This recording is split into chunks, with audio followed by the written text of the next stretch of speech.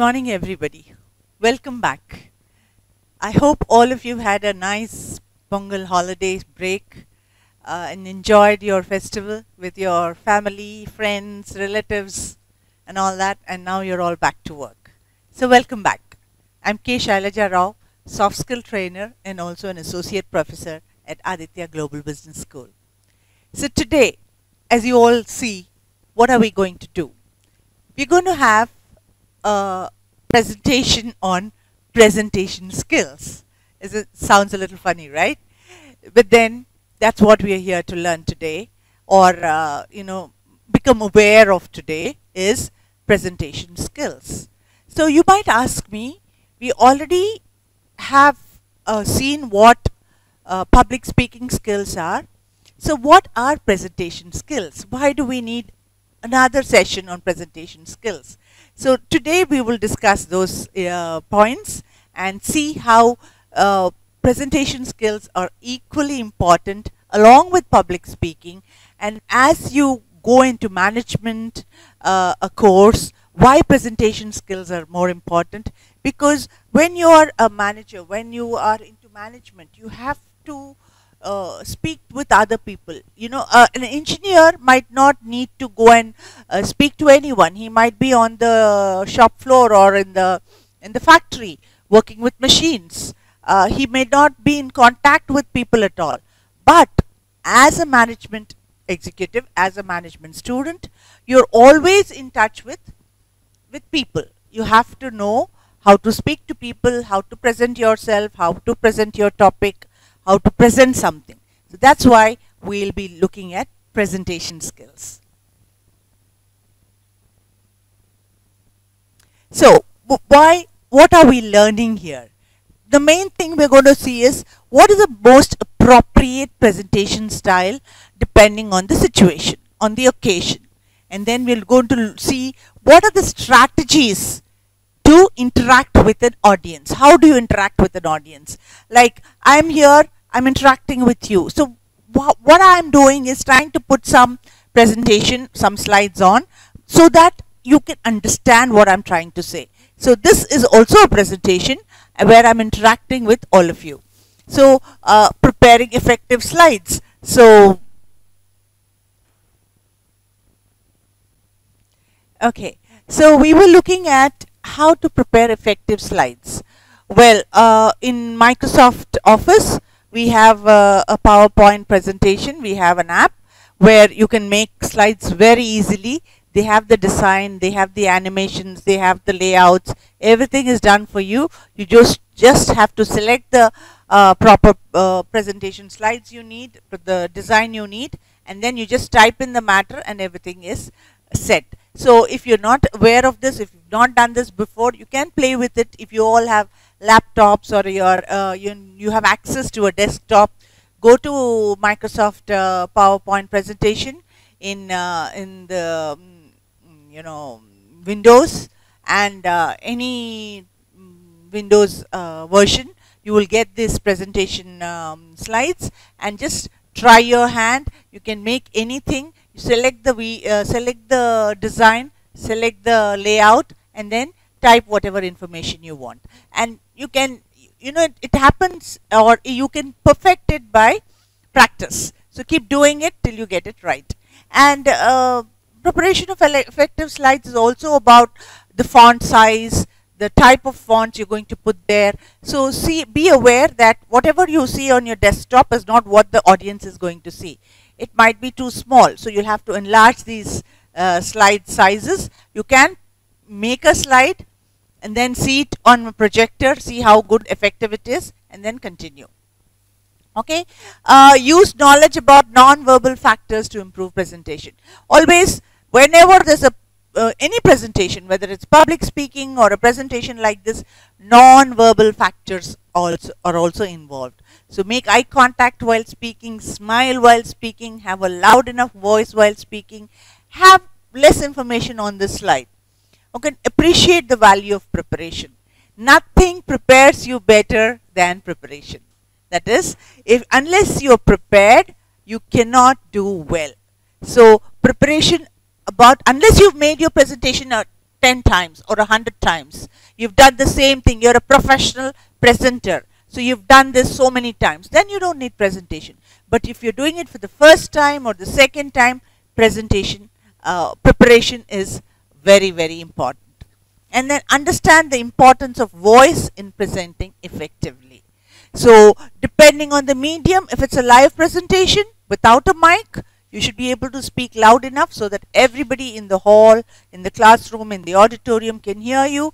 If there is a mic also, you have to be loud enough so that everybody can hear you. So these are the things you have to pay attention to while making a presentation. So what's the difference between public speaking and presentation? So even a presentation like, I'm speaking to you. This is a presentation on presentation skills. So I'm presenting something to you. Then what is it? How is it different from public speaking? I'm also speaking to public, to all of you. I'm speaking to a large audience, large gathering. So what's the difference? The difference is public speaking uses a general set of communication skills and is a very important skill for anybody to have. That is, you're actually speaking about a topic and you're trying to give information or knowledge to the audience about some topic. But a presentation is different in the sense that what you're doing is you're trying to get a more specific point across. When do you make a presentation? Suppose you've made a project, you've done your project work and you want to present, you're presenting it to the jury or the judge or whoever is going to give you marks. So what you're doing is you're actually trying to present why you did the project, what is the outcome of the project, what were your findings in the project. You're trying to put the point across. Presentations are, think about great presenters when products, Apple. Whenever there's an Apple product, an iPhone is launched, there is a huge presentation. Earlier, Steve Jobs, who was the founder and CEO of Apple, used to do the presentation. He used to have a nice, screen set up, a huge stage, and he would come and present his product. And he would explain the product, the features, how is it better than the last iPhone, what they've improved on it, how much time they took, what probably is the cost. He would give all these details in the presentation. So what is he trying to do? It was not a public speech. It was not an public speaking class. It was a presentation because he was trying to convince the audience about his thoughts, about his idea, about his product. So whenever you're trying to convince somebody or trying to get your point across, that is called a presentation. Mostly salespeople, sales executives do a presentation, or CEOs do a presentation when a new product is launched. When people are trying to put their ideas across, a presentation is done.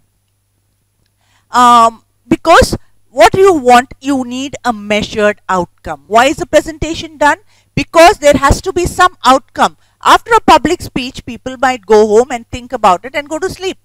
But after a presentation on iPhones, you want people to go and buy that product, right? You want somebody to, there has to be a measured outcome after a presentation. So presentations are done in order to get some outcome from them. And both are successful, fully talking in front. Both are same in the sense that both are speaking in front of an audience. But a public speech is probably to, to motivate. But presentation skill is to get things done. Action, something, some outcome is expected from this, from the presentation. So there's a slight difference and you should be aware of that. So when do we use presentation skills? In seminars. Seminars, you've written a paper, you want to present whatever is given in the paper, you've written an article, you want to present that. So you've done a research. So seminars, presentations are done. Training workshops, whenever some training is done, presentations are given. And then presentation of research projects, as I was telling you. And then interviews, conferences, college functions, meetings, all these things, sales meetings, annual meetings, presentations are given because they want to put the point across that they have achieved so much sales in the last quarter, and this is what they are looking forward to in the next quarter. They want to get some outcome from that. So these are all the areas in which presentations are made. Generally, this is not the only place. Presentations are done everywhere. So what is the difference between, as I said, between a personal presentation and personal presentation and Now we thought the difference between public speaking and presentation. Now let's see the difference between a personal presentation and presentation skills. Typically, presentations are skills are limited to the times you know you are in the limelight. In the sense that when you're presenting, you are in the limelight. Like that is, you are doing something where everybody is watching you. You are out, you're saying something where people are listening to you. And you've been asked to give a presentation, run a group, train people. I've been asked to give this presentation. So I'm in the limelight now. So this is a presentation skill. This is a presentation, a PowerPoint presentation. It needs presentation skills. Then what is personal presentation? Let's look at that. Personal presentations is when you have to speak to a group of people and you have not really prepared for it. You're less prepared for, and this is a meeting in which you are attending, or something as simple as a work lunch.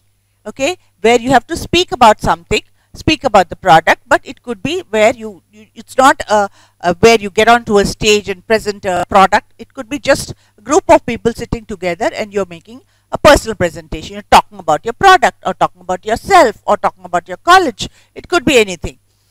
Your personal presentations include your voice, your body language, and what you say. So when you're making an interview, it's more like a personal presentation. What you're trying to do, you're trying to convince the interviewer that you're the best person for that job. So what are you trying to do? You're using your body language, you're using your non-verbal communication, you're using your verbal communication, you're using all your skill sets to showcase that you're the best person for the job. Your ability to think on your feet and say what you actually mean and get the point across. That's a personal presentation. When you are with a small group of people and where you are not really prepared, interviews of course you have to be prepared, but there are times when you're not really prepared, but you could be speaking on a topic. You could even speak about a movie which you liked. You're making a point. You're trying to say this movie is good because of these things. There you're making a presentation. You're talking about what you like, or what impressed you in the movie. That is also a presentation, but it's more a personal presentation. It's more your personal view than a public opinion, right? So what do you need to develop presentation skills? What is important? Like I said, for everything, planning. If you fail to plan, you plan to fail. Remember that. So planning is the most important aspect for any public presentation, whether it's on stage, even a personal presentation, whether you're with a small group of audience, large group of audience. Planning is very important. And then original and smart. Nobody wants to hear something repeated again and again. Nobody wants to see some copied stuff. Like, generally when one movie is out and it's been a big hit, people try to make copies of that, or similar stories, they make a movie again. But do you actually like the second movie that's made on the same topic? Probably not as much as the first one. So you have to be original and smart in order to make an impression. So be original and smart. Short, sweet, and maintain time. Whenever you're making a presentation, stick to the time. Because whenever the audience sees that, okay, you've been given 45 minutes, half an hour, 1 hour, whatever the time, stick to it. Do not encroach on other people's time. It could be the next speaker, or if you're the only speaker, even the audience have value for their time. So do not take their time. Keep the audience in mind. Always prepare a presentation according to the audience. Like, I'm making this presentation for students, so it's suitable for students. Probably if I make a presentation for the faculty or some higher ups, my wordings or my vocabulary would be different. I'm trying to use simple words so as that students can understand easily. So that is also very important. Stay cool and relaxed, in the sense that if you're hypertense and if you're sweating and if you're worried about how the presentation is going to go, whether people will accept you, whether they will like your presentation, then you're not helping your presentation at all. You're only helping yourself when you are cool and relaxed. How to stay cool and relaxed? Preparation. If you're well prepared, you will be cool and relaxed. Be interactive and humorous. This is a little difficult. Humor is something which is not very easy to happen, and you should not become the joke. So when you give out some humorous line, it should make people laugh, and not, if you say, I'm going to tell you a joke and tell them a joke and nobody laughs, then the joke is on you. So try to be humorous wherever possible. If it's not your cup of tea, if you can't do it, stay away from it. But try to be interactive. Try to ask the audience some questions. Try to get some responses from them, or at least ask questions which already have answers to. So, things like, oh, all of us love to see movies, don't we? That's a question, but we already know the answer to that, don't we? When I say don't we, what I mean is all of you also love movies like me. So that sort of thing, involve the audience. And body language, of course, body language is very important. If you have proper body language, if you stand erect and with proper movements of your hands, and so then it shows that you are confident, and the same confidence passes on to the audience as well. They feel confident in you. So when you're making a presentation, check your computer, audio, video, projector and screen, the speakers, topic, number of slides in design, colors, not too gaudy. All these are there. You can, when you're making a PowerPoint presentation, don't make it too gaudy. Do not use more than 3 colors. And then right font and size, clarify doubts, and of course, at the end of the presentation, thank the audience. Don't forget to do that. So, public speaking, public speaking is also a sort of presentation, as we've already seen. It's important, and it gives focus on information related skills. Like I said, public speaking is more or less to give information, to motivate people to do something. But presentation is more or less to get some outcome from that presentation. So it's an important for a graduate to have, and good news is public speaking can be learnt just like presentation skills. So how can you, all of us feel a lot of anxiety when you're making a public speech or even presentation. So how can you overcome that fear?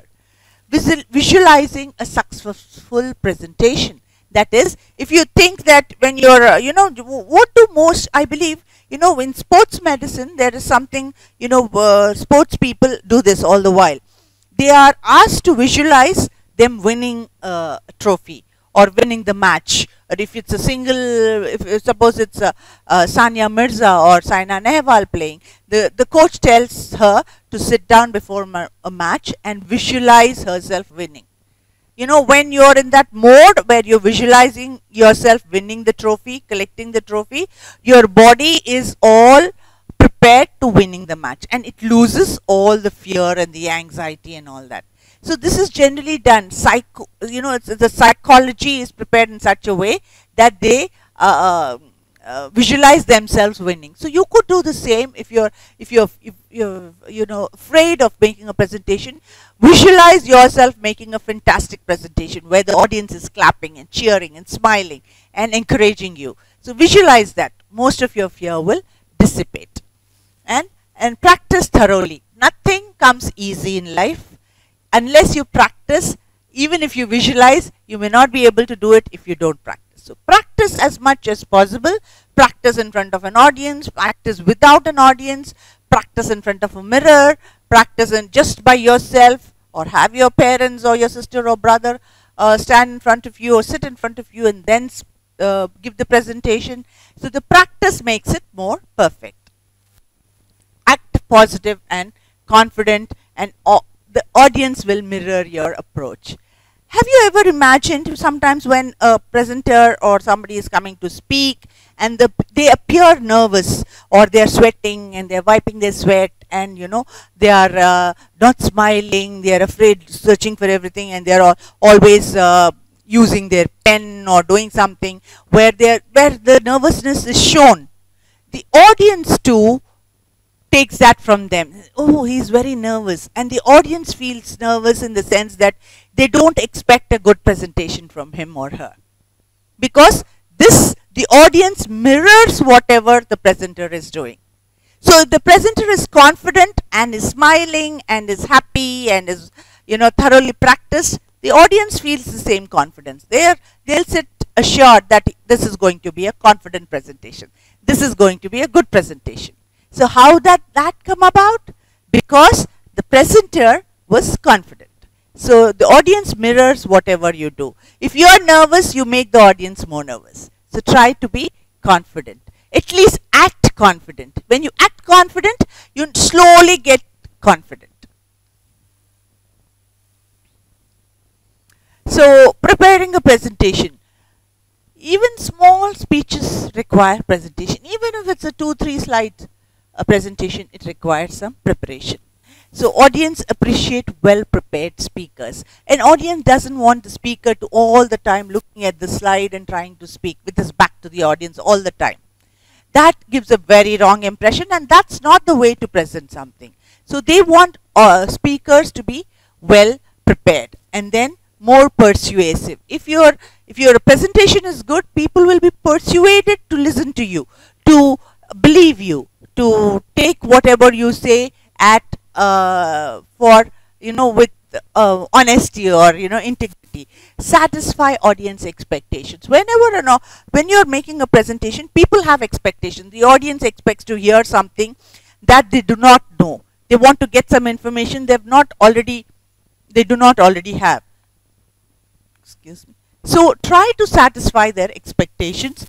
Prepared presenters gain confidence for the next time. If you do it well this time, surely you're going to do it better the next time. So if you're prepared, every other time is going to be better than the previous time. Practice is more important for group presentation. Sometimes, in sales presentations, or whether it's a project, sometimes 2 or 3 people together do a project or a survey or a sales pitch. When they are doing their presentation, they do it in a group.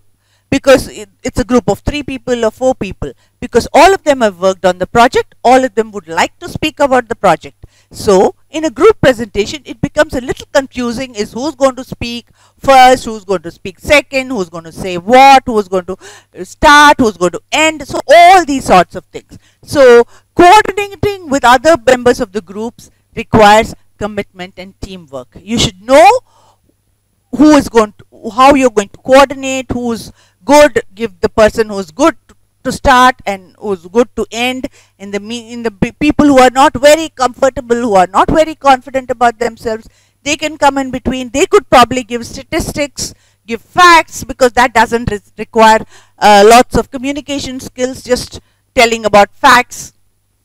Decide which speaker will be responsible for which parts of the presentation, and work out the sequence of speakers. Always prepare beforehand who is going to say what. Even if it's small time you have and you don't have much time to prepare for the presentation, but if you know the sequence, you're mentally prepared which part you're going to speak about. It is easy. You're more confident about what you have to say, because mentally you can plan what you're going to say next. So different kinds of speeches and presentations. You've been through all these speeches that are read. Do you think they're interesting? Do you think they grasp the audience attention? When you read something, generally when do you read? It's either a notice or something where you should not miss a word. Those kind of things are read. But imagine a political speaker speaking from a written speech. It doesn't carry much weight. Similarly, but speeches that are rehearsed and memorized.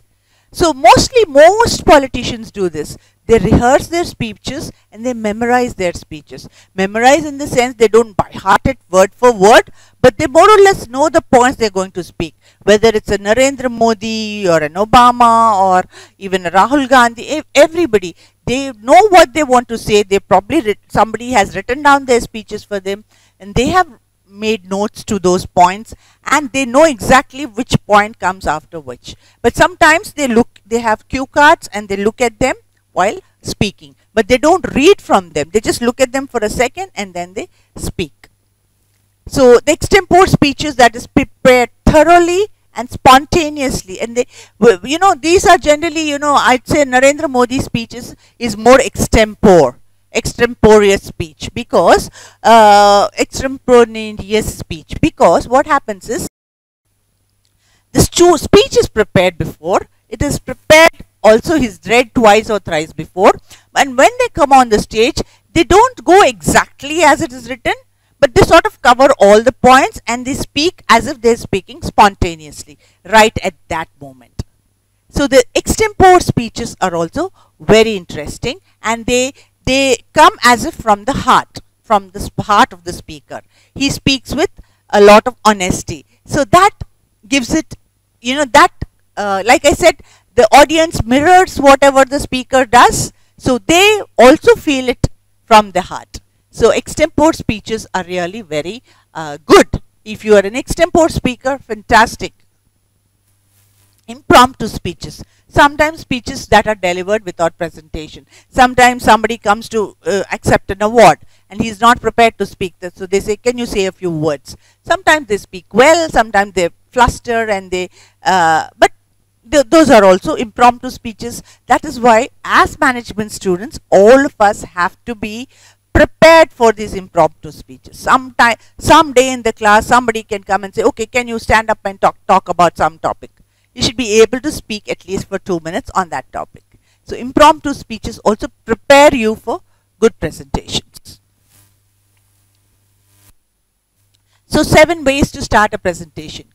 First is tell a story, or ask a rhetorical or a thought-provoking question, and then give a shocking statement or statistic. Use a powerful quote. You could start by quoting someone, or speak about a proverb and start from there. Show a gripping photo. Sometimes, some speakers start with a photograph which is known to everybody, and people try to get reactions out of that photograph. Use a prop or a creative visual aid, or play a short video. Some people start with a video. This presentation could start in any of these ways. So let's see what these things are. Rhetorical questions. Questions that everybody knows. Rhetoric is something that questions that no answers are needed. Doesn't everyone hate advertising? True, right? Even when you're watching a nice movie and in the middle suddenly an advertisement comes. Don't you hate it? You think, why do people advertise? We don't need that product. But probably somewhere in the subconscious it is absorbing all those advertisements, and when you go out to shop, you probably ask for a product which you have seen the advertisement 100 times. So, but all of us hate advertising, don't we? So when you ask a question like that, this doesn't need an answer. That is called a rhetorical question. And then quotations and surprising statistics. Business, brings money, but friendship hardly ever does. So that's a surprising quotation, or it could be a surprising statement. And then statistics. Statistic information is also very important. I was just going through the impact of coronavirus on the global economy just before this, and I saw that the world population of 7.7 billion have been affected by the coronavirus, and that's a huge number. So that's how many people, nowhere in the history of time till now have that kind of people been affected by any single disease or epidemic. So that is the impact of coronavirus. So that number, when you say it, it makes an impact. So anecdotes. Anecdotes again are small humorous stories, a small story, or a personal experience, or a personal testimony where you could make sentences, say sentences, all of us love shopping, don't we? So this is again a sort of a rhetorical question. It's a personal experience, and you're asking the audience the same thing. Start by that. Huh? Okay, so now after seeing how we could start, again we could start by a video, we could start by a photograph, also more audio-visual aids to start a presentation. And then you could start, what are the things you have to do to make the presentation effective, so that you don't fumble or get agitated due to something. Arrive early. Arrive to the place where you need to make that presentation early, and have information beforehand. Find out what technology is available. Find out if everything is in working order, everything is proper. Find out about the audience. You should know about this even before you make the presentation, because your presentation is going to be aimed at the audience. So you should know about your audience. Probably you can find out about the number later on. Where is the speaker expected to stand, and who will be in your audience? Then conclusion. Generally, your presentation or your conclusion should take up 10% of the time. So in the sense that whatever you spoken till then, you sort of rehearse, or you conclude by taking up the main point. So what have we done today? We've seen how presentation skills are slightly different from public speaking skills. Public speaking, you're only giving information and trying to pass on your ideas to the audience. But in presentation, you're trying to convince the audience for an outcome. You're trying to convince the audience to buy the product, or speak for the product. So you're expecting a measured outcome from that presentation. So that's how it differs. And then how is it different from personal presentation and a public presentation? A public presentation when it's given to a huge audience, a personal presentation when it's given when you're speaking in front of a small audience, when it's just you and 2 or 3 people. Could be in an interview room. It's a personal presentation where you're showcasing your ideas, your skills, yourself to the recruiter, or to the person who's interviewing you. And so these are the differences between presentation and public speaking, presentation skills, and personal presentation skills. And what are the things that how do we start and make a presentation? 7 ways to start a presentation. Tell a story, an anecdote, give important facts, start with a quote or a definition, start with a photograph, start with a humorous story, start with a video clipping. It could be any of these ways. Then keep the audience in mind, don't be agitated, arrive early, and then know about all the technology that is there, know who the audience is going to be, and appear confident. If you're not confident, act confident, you will become confident. So, and then of course, how to make a presentation is what is technically how to make a presentation, how many slides should be there, or what is the font size, what are the things that you can do. All these things you could actually learn in another video, but these are the things we did today. So finish with the never say that's all, because no presentation ends with that's all, because that's not all. There is so much more to it. Whenever somebody presents something, it's their point of view. It's one part of that topic, one part of the information. That could not be the end of everything, and that does not have everything in it. So there's always more to it. So say thank you. Your body language conveys a powerful image. So that is more important than words. Interact with the audience. Interactive presentation can be fun, and so these are all the things you should know when you're doing a presentation. So I hope you've enjoyed this session on presentation skills, and like they say,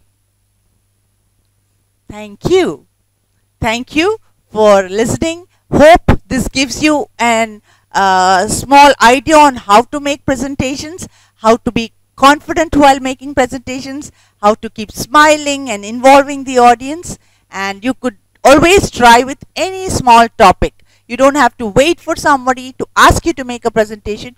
You can start today. If you have a laptop or a desktop, you can start today and try to make a presentation about friendship, about coronavirus, about environment. You pick a topic and make 10 slides on it. See how, and then try to speak about it. See how you go. So that is a start. And once you do that, for yourself, wherever you go, whenever you're asked to make a presentation, you will feel a lot more confident. So with that, I'll say bye. Have a good day.